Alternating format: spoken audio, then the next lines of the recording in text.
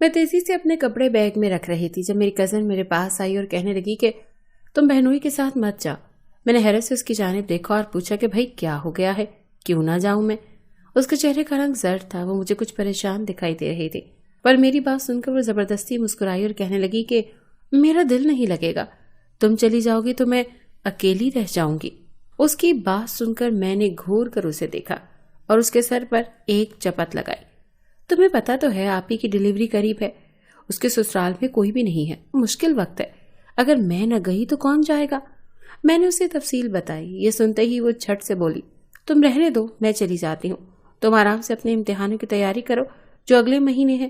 اس کی بات سن کر میں نے جواب دیا، ارے نہیں، بہن میری ہے تو میں ہی جاؤں گی، ورنہ چچی برا مان جائیں گے اور کہیں گے میری اکلوتی بیٹی کیا کسی کے کام کاج کرنے کے لیے ہے۔ میں نے چچی کی نقل اتارتے ہوئے کہا تو وہ ہنسنے لگ گئی۔ میری کزن بہت اچھی تھی، وہ 3 بھائیوں کی اکلوتی بہن تھی، جبکہ میرا کوئی بھائی نہیں تھا، صرف ایک ہی بڑی بہن تھی۔ چچا کے 4 بچے ہمارے ساتھ گھل مل کر رہتے تھے، جبکہ چچی کو یہ بات پسند نہیں تھی، وہ اپنی بیٹی کو ہم سے اوپر رکھتی تھی، اسی لیے وہ ہم سے زیادہ ملنے بھی نہیں دیتی تھی۔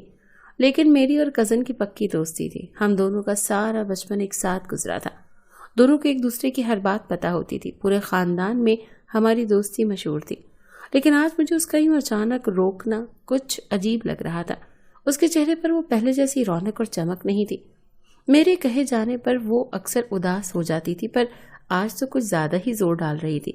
جب میں نے صاف انکار کر دیا اور میں نہیں رک سکتی، جانا ضروری ہے، تو وہ کہنے لگی کہ ایسا کرو پھر تم تائی امی کو بھی اپنے ساتھ لے جاؤ، ویسے بھی کسی بڑی عورت کا ڈیلیوری کے وقت قریب ہونا ضروری ہے، تم تو خود لڑکی ہو، تمہیں کیا پتا۔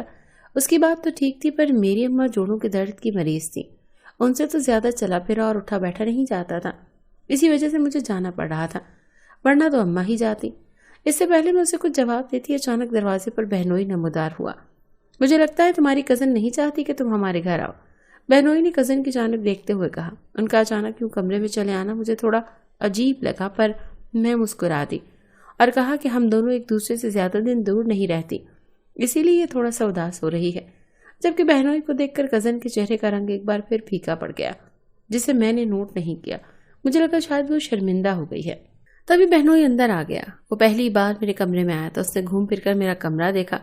میری بہت ساری تصویریں دیواروں پر لگی ہوئی تھی، مجھے پینٹنگ کا بہت شوق تھا، میں نے اپنی مصوری بھی لگا رکھی تھی۔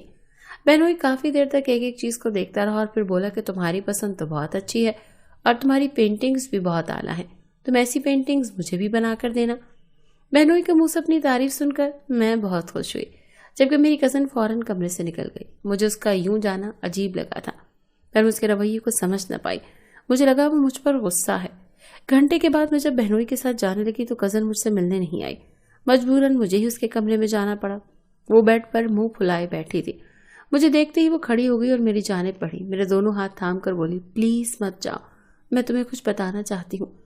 وہ شارق بھائی، اس نے بہنوئی کے بارے میں کچھ بتانا چاہا کہ کمرے میں چچی آ گئی اور مجھے دیکھتے ہی نخوت سے بولی کہ تمہارا بہنوئی بلا رہا ہے، اور یوں بات چیت بیچ میں رہ گئی۔ میں نے کزن کو گلے لگا لیا اور اس سے کہا کہ میں رات کو فون کروں گی، پھر سب بتانا۔ یہ کہتے ہی میں اسے چھوڑ کر کمرے سے نکل آئی۔ میں چچی کی حقارت بھری نظریں نہیں سہ سکتی تھی۔ دراصل چچی نہیں چاہتی تھی کہ میرا رشتہ ان کے بڑے بیٹے سے ہو، جبکہ میرا کزن مجھے بہت پسند کرتا تھا۔ اچھا تو وہ مجھے بھی بہت لگتا تھا، پر میں نے اپنے جذبات اپنے دل میں چھپا رکھے تھے، کیونکہ میں جانتی تھی کہ ہمارا ملن ممکن نہیں ہے۔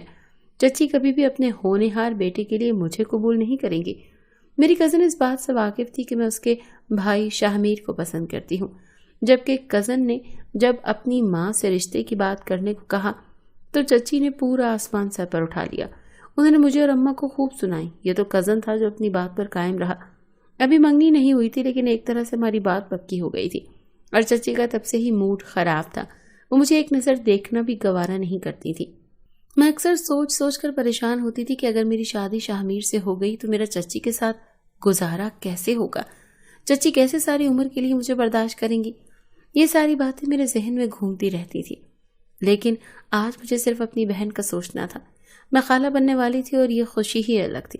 دراصل میری بہن مجھ سے 10 سال بڑی تھی، اس کی رنگت سانولی ہونے کی وجہ سے کسی نے اسے قبول نہیں کیا، اور یوں اس کی شادی 31 سال کی عمر میں ہوئی، وہ بھی تب جب بہنوئی خود رشتہ لے کر آیا۔ ہم سب تو حیران رہ گئے، بہنوئی کا اپنا کاروبار تھا اور وہ اکلوتا تھا، میری بہن بہنوئی کی کمپنی میں کام کرتی تھی، وہیں پر بہنوئی نے بہن کو پسند کر لیا اور رشتہ لے آیا۔ وہ عمر میں بھی میری بہن سے 3-4 سال چھوٹا تھا، پر شاید یہ بہن کے نصیب ہی تھے کہ اسے اتنا اچھا شوہر ملا۔ بے شک اللہ کے گھر میں دیر ہے اندھیر نہیں۔ بہنوئی کی اپنی گاڑی تھی، ہمارے گھر سے بہنوئی کے گھر تک کا سفر 3 گھنٹے کا تھا، پر بہنوئی نے مجھے راستے میں اچھے ہوٹل سے لنچ کروایا۔ اس کے بعد آئس کریم کھلائی، میری پسند اور ناپسند ہر چیز کے بارے میں پوچھا۔ وہ بالکل ویسا ہی بہنوئی تھا جیسا مجھے چاہیے تھا۔ 3 گھنٹے کا سفر ہم نے 6 گھنٹوں میں طے کیا۔ بہنوئی نے مجھے کچھ شاپنگ بھی کروائی۔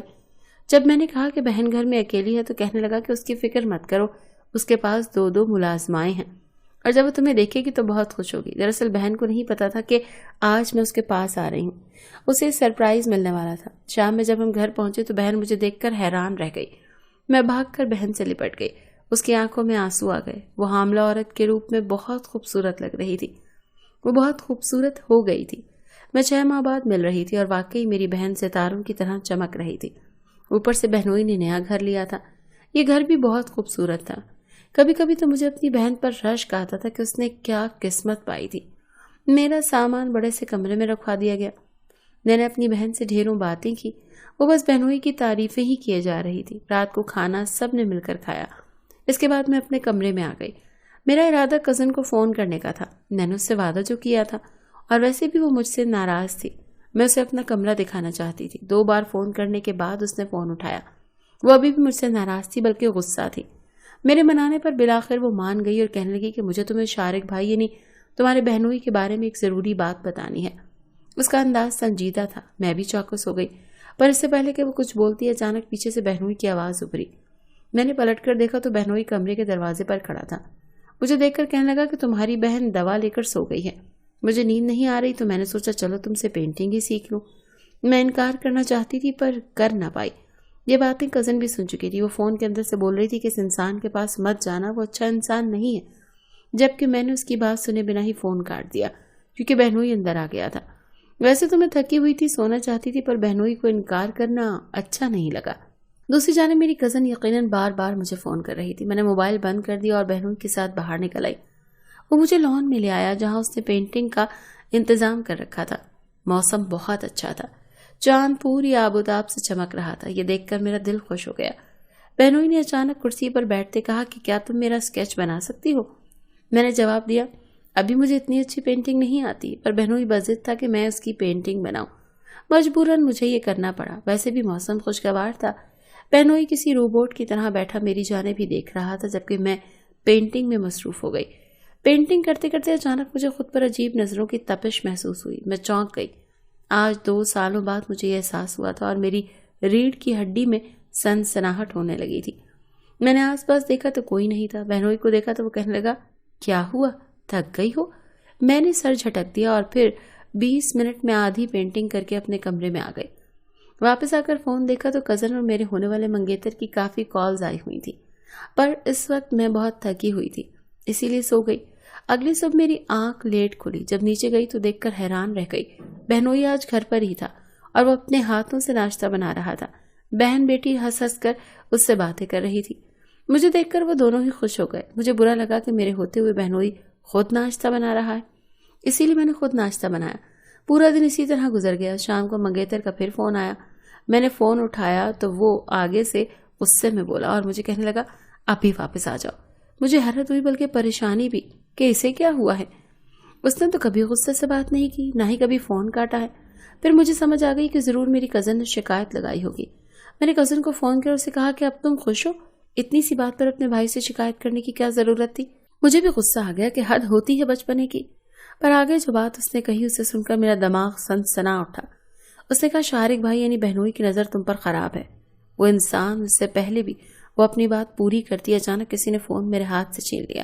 یہ بہنوئی تھا جس کا چہرہ غصے سے لال بھبوکا ہو چکا تھا۔ یہ اتنا گر جائے گی میں سوچ بھی نہیں سکتا تھا۔ بہنوئی نے فون کاٹ دیا اور پھر سر پکڑ کر بیٹھ گیا، جبکہ میں تو بری طرح الجھ گئی تھی۔ مجھے یہ تمہیں پہلے ہی بتا دینا چاہیے تھا۔ یہ کہتے ہوئے بہنوئی نے اپنا فون میرے سامنے کیا جس میں اس کی کزن کے اتنے میسیجز تھے اور ایسے ایسے میسیجز تھے کہ میں شرم سے پانی پانی ہو گئی۔ اس کے ساتھ اس نے اپنی بہت سی عجیب و غریب تصویریں بھی بھیجی ہوئی تھی۔ میں نے فون پھینک دیا، میرے ہاتھ کانپنے لگے، اور پھر بہنوئی نے بتایا کہ کزن پہلے ہی دن بہنوئی پر عاشق ہو گئی تھی۔ उसने बहनोई को फंसाने की बहुत कोशिश की, पर जब बहनोई ना माना तो उसने मेरे सामने बहनोई को बदनाम करने की कोशिश की। बहनोई सिर्फ मेरी बहन की वजह से चुप रहा। मेरी अपनी कज़न ऐसी होगी ये तो मैंने कभी सोचा भी नहीं था। मैं बताना चाहता था पर किसी लड़की का राज अफशा करना मुझे अच्छा नहीं लगा। मैं इसीलिए खामोश था, पर आज मुझे बोलना पड़ा। और तुम्हारा मंगेतर भी तुम्हारे साथ मुखलिस नहीं है, वो किसी और के बच्चे का बाप बनने वाला है। ये सुनकर मैं तो सख्ते में आ गई। बहनोई जा चुका था पर मेरी तो दुनिया ही हिल गई थी। मेरी सारी रात रोती रही। अगले दिन बहन की डिलीवरी थी, सारा दिन अस्पताल में गुजर गया। मंगेतर ने दोबारा फ़ोन नहीं किया और ना मुझ में हिम्मत थी। मैं तो बुरी तरह टूट चुकी थी। 2 दिन अस्पताल में रहने के बाद तीसरे दिन घर वापस आना था। अल्लाह ने मेरी बहन को बड़ी प्यारी सी बेटी से नवाजा था। उसकी खुशी में मेरा दुख थोड़ा कम हो गया। बहनोई भी इस तमाम अरसे में खामोश और परेशान दिखाई दिए। तीसरे दिन शाम को मैं बहन से पहले घर आ गई ताकि उसका कमरा सेट कर सकूं। मैं बहन के कमरे की सफाई कर रही थी कि अचानक मेरी नज़र एक चाबी पर पड़ी। ये चाबी शायद बहनोई जल्दी में भूल गया था। ये उस कमरे की चाबी थी जिसमें जाने की मेरी बहन को भी इजाज़त नहीं थी। मैंने बहन से पूछा था कि इस कमरे में ऐसा क्या है, तो उसने बताया कि तुम्हारे भाई का माजी जुड़ा है, उसके माँ बाप और फैमिली से जुड़ी यादें हैं जिनका वो जिक्र नहीं करना चाहते। जाने क्यों मैंने वो चाबी उठा ली और धड़कते दिल के साथ मैं उस कमरे को खोलकर अंदर दाखिल हो गई। अंदर एक और दरवाज़ा था जिस पर कोई ताला नहीं था और जब मैंने उसे खोला तो अंदर का नज़ारा देखकर लड़खड़ा गई। मेरी बेपनाह तस्वीरें थी यूनिवर्सिटी के वक्त से और उनके नीचे बड़ा बड़ा जाना लिखा था। ये लफ्ज़ पढ़ते ही मेरा जहन माजी की भूल भुलैयों में खो गया। जब मैं 5 साल पहले यूनिवर्सिटी में गई थी तब मुझे अजनबी नंबर से मैसेजेस और कॉल आती थी। किसी को मैं पसंद आ गई थी और वो मेरे लिए पागल था। उसने मुझे डरा कर रख दिया था। वो कोई साइको इंसान था जिससे मैंने मुश्किल से पीछा छुड़ाया था। मैंने उसे कभी देखा नहीं था पर आज मुझे पता चल गया था कि वो कौन था। वहाँ एक डायरी पड़ी थी जिसे मैंने उठाकर पढ़ा। उसमें साफ साफ लिखा था कि अब मेरी मंजिल करीब आ गई है। मुझे अपनी मोहब्बत तक पहुँचने के लिए किसी और से शादी करनी पड़ी। अब वो बहुत जल्द मेरी हो जाएगी। मैं वापस पलटी तो सामने बहनोई को देखकर साकित रह गई। वो मेरी जानिब आया और सामने खड़े होकर कहने लगा कि देखो, तुम तक पहुंचने के लिए मैंने कितना लंबा सफ़र तय किया है। तुम्हारी बहन से शादी करनी पड़ी। अब तुम जल्दी मेरी हो जाओगे क्योंकि तुम्हारी बहन तो... उसने आसमान की तरफ इशारा किया। मैं वहाँ से भागना चाहती थी पर उसने मुझे पकड़ लिया। मैं चाहता था तुम्हें ये सच ना पता चले, पर तुमसे पहले तुम्हारी बहन उस कज़न को पता चल गया और उसका मुंह बंद करने के लिए मुझे उसका नंबर हैक करना पड़ा। अब तुम यहाँ से कभी वापस नहीं जा सकती। मैं चीख चिल्ला रही थी और तभी दरवाज़ा खुला। सामने मेरा मंगेतर खड़ा था। उसे देखकर मैं बेहोश हो गई। जब होश में आई तो सब बदल गया था। बहनोई ने मेरी बहन को जहर दे दिया था ताकि मेरी उससे शादी हो सके। वो इस दुनिया से जा चुकी थी। मेरे मंगेतर ने बहनोई को पुलिस के हवाले कर दिया क्योंकि वो भी सच जान गया था।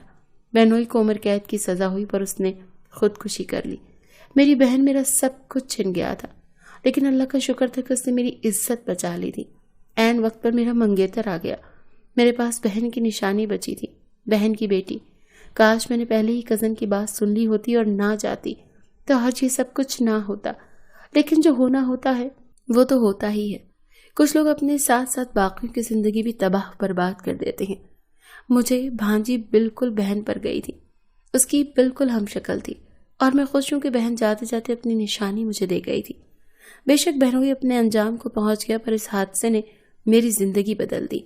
मेरा मंगेतर और कज़न हमवक्त मुझे खुश करने में लगे रहते हैं और मैं भी अब सोचती हूँ कि भांजी के लिए मुझे जीना है, उसे बिल्कुल अपनी बहन जैसी बनाना है। बेशक अल्लाह साथ देने वाला है।